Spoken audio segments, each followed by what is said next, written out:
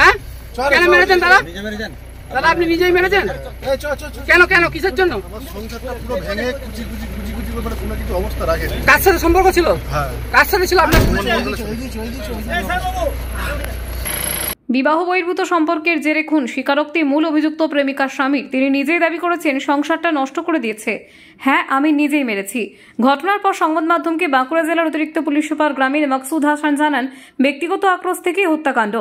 কয়েক ঘন্টার মধ্যে মূল অভিযুক্ত সহ সকলকে গ্রেপ্তার করেছে পুলিশ। আজ তাদের বিষ্ণুপুর মহকুমা আদালতে তোলা হবে। তদন্ত আরও এগিয়ে নিতে 8 দিনের পুলিশি হেফাজতের আবেদন জানানো হয়েছে।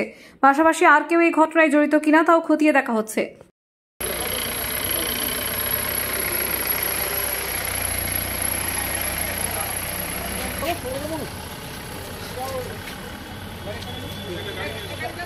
কালকে 11:20 নাগাদ আমরা একটা খবর পেয়েছিলাম যে একটা ডেড বডি একটা পড়ে রয়েছে মাটিয়ারি গ্রামে একটা আলু মাঠের।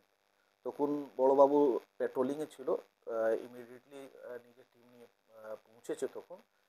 তখন দেখা যাচ্ছে যে তখন আমরা পিওটাকে কর্ডন করে তারপর ইমিডিয়েটলি ডেড বডি শিফট করলাম।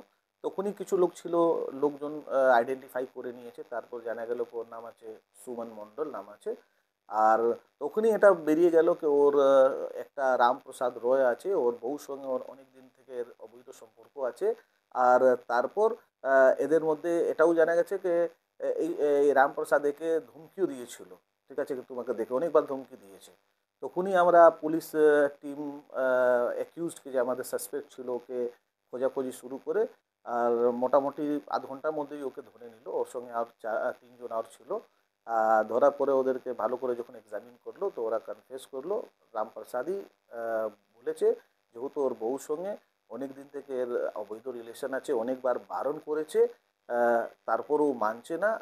রেগে মানে আক্রোশে এই বদলা নিয়েছে। 4জন আমরা গ্রেপ্তার করেছি। রামপ্রসাদ আছে আর ওর সঙ্গে 3জন আছে। হ্যাঁ, এদেরকে আমরা আজকে কোর্টে 8 দিনের রিমান্ড জন্য আমরা প্রডিউস করেছি। এখন আমরা অফেন্ডিং ওয়েপনও আমরা রিকভার করে নিয়েছি। এখন ফার্দার আর যে জিনিস আছে আমরা রিমান্ড পিরিয়ডের মধ্যে আমরা না না এটা তো একটা মানে ইলিসিট। ওর বউর সঙ্গে মানে যে মারা গেছে আর যে মেরেছে, ওদের তো বউর সঙ্গে দীর্ঘদিন রিলেশন আছে, দীর্ঘদিন মানে অবৈধ রিলেশন আছে। হ্যাঁ, তো এটা ব্যক্তিগত একটা আক্রোশ ছিল, শত্রুতা ছিল, তার জন্য